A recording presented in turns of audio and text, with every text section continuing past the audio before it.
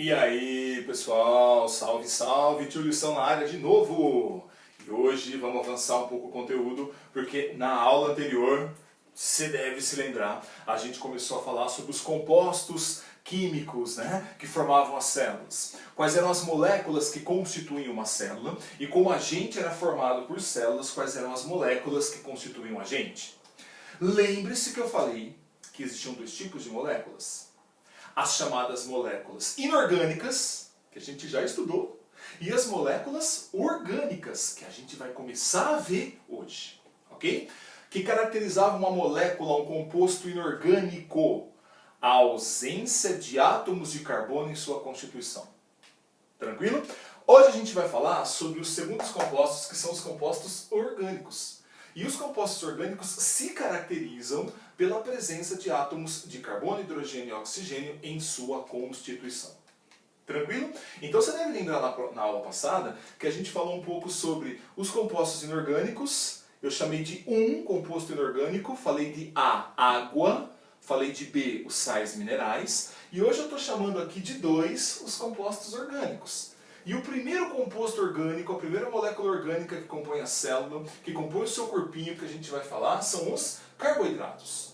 Ou também chamados de açúcares. Algumas pessoas chamam de glicídios. Você pode escutar o termo glucídios. Tanto faz, ok? A gente chamou aqui de carboidrato ou açúcar. Eu, tio Lição, prefere chamar carboidrato de carboidrato. Não gosto de chamar carboidrato de açúcar, por exemplo, porque se a gente chama um carboidrato de açúcar, parece que todo o carboidrato tende a ter um gosto doce, né? E a gente sabe que não é verdade. A gente sabe que alguns carboidratos, quando colocados na boca, não tem esse gosto doce. E às vezes eu pego o meu velho, por exemplo, né, tiozão, muito louco, diabético, 80 anos na cara, e aí você fala pra ele, ó, você não pode comer açúcar. Ele não come o que ele acha que é açúcar, que para ele açúcar tem que ter gosto doce na boca.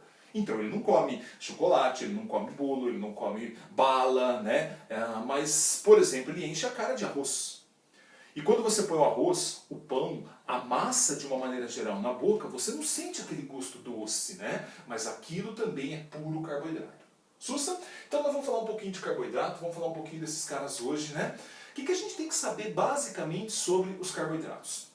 A gente sabe que carboidrato tem como principais funções a função energética e a estrutural. Que o açúcar, que o carboidrato tem função energética, a gente sabe disso, né? A gente sabe que eles são um combustível energético para as nossas células. A gente sabe que as nossas células usam os carboidratos para geração de energia, seja na respiração celular aeróbica, lembra disso? A molécula de glicose, né? Principal combustível para a geração de energia, e também de maneira anaeróbica, se a gente for imaginar a fermentação.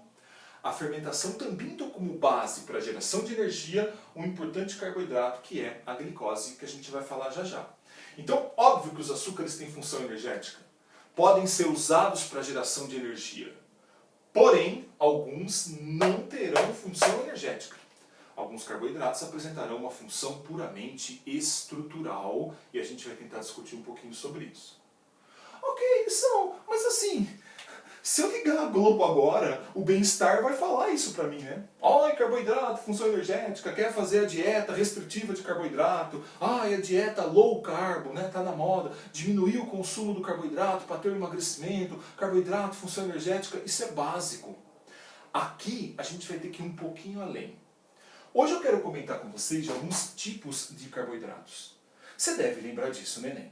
Existem basicamente 3 tipos de carboidratos. Os chamados monossacarídeos, os disacarídeos e os polissacarídeos. Ok? Vamos pelos prefixos. Mono, 1, di, 2, poli, vários. Se eu perguntar em tamanho de molécula, fica claro para você? Qual você acha que é a molécula menor? De menor peso molecular? Evidentemente um monossacarídeo. Porque um disacarídeo, eu vou te mostrar que ele é formado pela união de 2 monossacarídeos. Então ele já é uma molécula de maior peso molecular. Assim como um polissacarídeo, ele é uma molécula formada por vários monossacarídeos. Então ele é uma molécula de altíssimo peso molecular, ok? Então digamos que isso aqui são moléculas pequenas, depois você tem uma molécula de um peso molecular um pouco maior, e essas daqui são moléculas de alto peso molecular. E a gente for definir um monossacarídeo, é exatamente essa a ideia.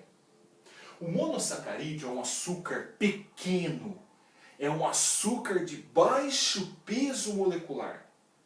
E como ele é um açúcar pequeno, uma molécula pequena, formada pela união de poucos átomos, os monossacarídeos eles não necessitam sofrer digestão para serem absorvidos. São aqueles açúcares que você come e rapidamente seu corpo absorve. Não existe enzima para digerir monossacarídeo, porque eles não precisam ser digeridos. O tamanho molecular permite que essas moléculas sejam absorvidas diretamente. Cuidado que os nutricionistas chamam esses monossacarídeos, né, de açúcar de alto índice glicêmico. Já ouviu essa ideia ou não? Ni que esse açúcar entra pela tua boca, rapidamente, em poucos minutos, ele já sai do intestino e cai no sangue. Então ele aumenta muito rápido a taxa de açúcar no sangue, justamente por serem moléculas pequenas que são absorvidas diretamente. Lição, quem são os monossacarídeos? Coloquei dois exemplos para você. As pentoses e as hexoses. Não precisa ser nenhum mestre nos magos no assunto para saber que penta tem a ver com 5 e hex tem a ver com 6. O que é uma pentose e uma hexose, lição? Uma pentose é um monossacarídeo formado por 5 átomos de carbono. Uma hexose é um monossacarídeo formado por 6 átomos de carbono. Por isso que isso é uma pentose e isso é uma hexose. Quem são as pentoses? E são os monossacarídeos classificados como pentoses. A ribose e a desoxirribose. Vale ressaltar uma coisa muito interessante. Que ribose e desoxirribose são açúcares com função estrutural. Nossa, açúcar que não engorda, lição! Exatamente. Quando você come uma ribose ou uma desoxirribose, o seu corpo não utiliza esse açúcar para a geração de energia. Eles são açúcares de função estrutural. Então onde que eles estão presentes? Estruturando o quê? Você já ouviu falar de DNA e RNA? Então vamos lá, monstro, por favor. DNA e RNA é a sigla, tá? Qual que é o nome da molécula de DNA? É o ácido desoxirribonucleico. Desoxirribonucleico deve ter alguma coisa a ver com desoxirribose. Assim como a gente tem o RNA, que é o ácido ribonucleico. Ribonucleico deve ter alguma coisa a ver com ribose. Ribose e desoxirribose são açúcares que compõem a estrutura da molécula de DNA, a estrutura da molécula de RNA. Portanto, são açúcares de função estrutural e não energética. Tudo bem? Mais pra frente a gente vai falar dessas moléculas, eu vou lembrar de ribose e desoxirribose juntinho aqui com vocês. Indo pra frente, a gente tem também como exemplo de monossacarídeo as hexoses, aqueles que são formados por 6 átomos de carbono. Temos glicose, temos frutose, temos galactose. Neném. Glicose, frutose e galactose, isso sim são açúcares, e esses caras têm função energética. Esses caras, quando consumidos, serão utilizados para a geração de energia, não tem jeito, né? Seja por respiração celular, seja por fermentação de maneira aeróbica ou anaeróbica. Ó, lembra da fórmula molecular da glicose, né? C6H12O6, ela é uma hexose, ok, neném? Glicose, frutose e galactose, as hexoses, função energética. Tranquilo até aí? Isso é monossacarídeo. Cuidado, monstro. Comeu qualquer monossacarídeo, seja uma pentose ou uma hexose, o seu corpo vai absorver rapidamente, sem necessidade de digestão. Indo para baixo, estamos no disacarídeo. Os disacarídeos são açúcares formados por 2 monossacarídeos. Quando 2 monossacarídeos grudam, há a formação de um disacarídeo. Então, quem são os disacarídeos que a gente tem, né? Tenho certeza que se você tomou um café hoje de manhã com açúcar, ou se você usou açúcar para adoçar alguma coisa, né? Você tem isso aqui em cima da sua mesa, ó. A sacarose. Você fala isso, mas eu uso açúcar demerara, é sacarose. Ah, eu uso açúcar orgânico, é sacarose. Ah, eu uso açúcar mascavo, é sacarose. Ah, açúcar branco de mesa, é sacarose. Ok? Sacarose é um disacarídeo, a maltose está na moda nas academias, também é um disacarídeo, e a lactose, que tem se falado muito, porque tem alguns jacus que são intolerantes à lactose. Vamos falar um pouquinho desses caras. Sacarose, maltose e lactose, exemplo de disacarídeo. Amores, se são são formados por dois monos. Quais monos? Vem comigo. Ó, tudo tem glicose, tá? Então a gente tem sacarose, glicose mais, maltose, glicose mais, lactose, glicose mais, ok? A glicose é a titular, presente em todos os disacarídeos. Muda o mais. O que é a sacarose, lição? É glicose mais frutose. Glicose mais frutose, sacarose. O que é a maltose? Glicose mais glicose. Duas glicoses juntas, maltose. O que é a lactose? Glicose mais galactose. Essa é a composição que a gente tem dos disacarídeos. Glicose, frutose, sacarose. Glicose, glicose, maltose. Glicose, galactose, lactose. Tudo bem até aí? Detalhe, se você comer um disacarídeo, seu corpo vai absorver diretamente? Não. O que você vai ter que fazer com os disacarídeos? Quebrá-los, digeri-los. Por isso que o seu corpo tem, lá no intestino, fazendo parte do suco entérico, como você vai ver mais para frente, as enzimas sacarase, maltase e lactase, que vão acelerar a digestão de sacarose, maltose e lactose, respectivamente. Tem jacu que não tem lactase, hein? Para alguns jacu, falta-lhe a lactase. É natural a diminuição da produção de lactase com o desenvolvimento, né, do ser humano. E quando você tem uma queda na produção de lactase, você pode continuar consumindo essa lactose e ela não vai ser digerida. Quando ela não é digerida, tem umas bactérias lá no seu intestino que começam a fermentar esse açúcar. E aí começam a gerar gases, né? E dá aquele clássico piriri. Né? Começa a peidar pra cacete, dá desandada, caga pra caralho, né? Então esses são os sintomas básicos dessa intolerância à lactose. A falta da enzima lactase para digerir esse cara.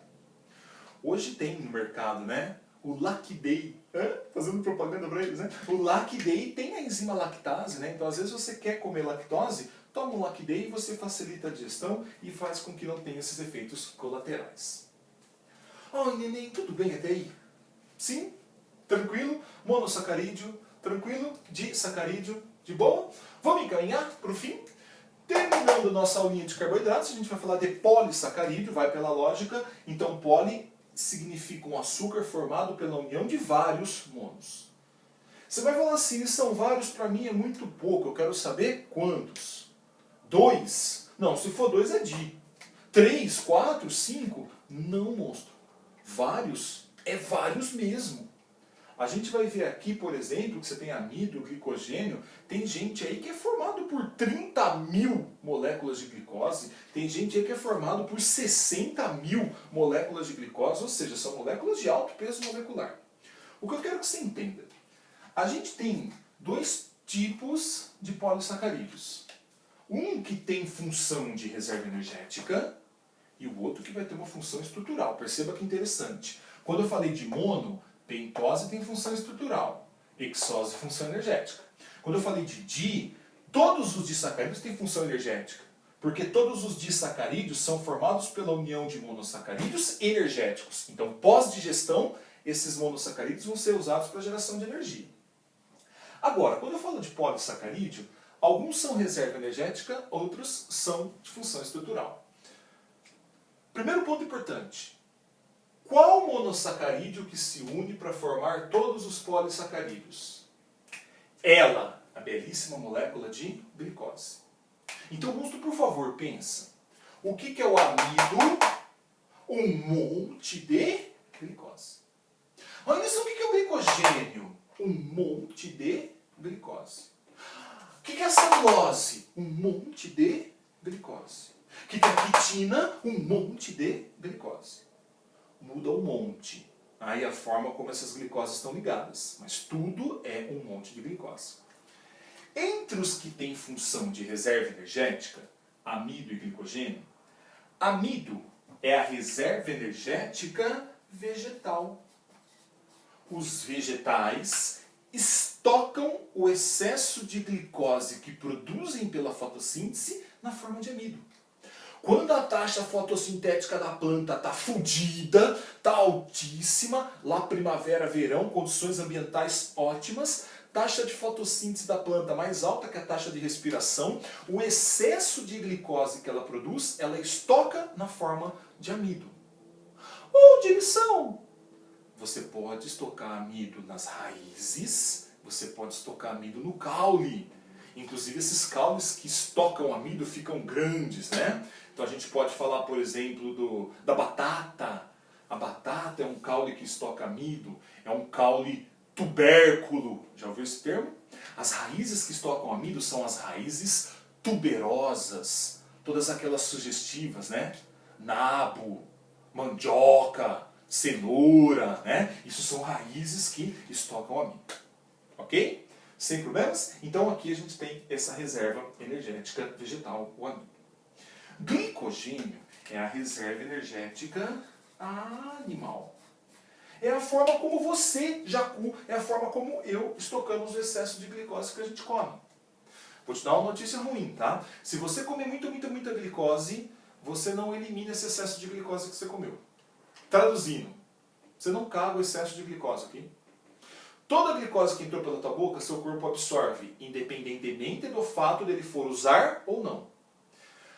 O excesso de glicose que a gente consome, a gente armazena na forma de glicogênio. Onde, tio Lição?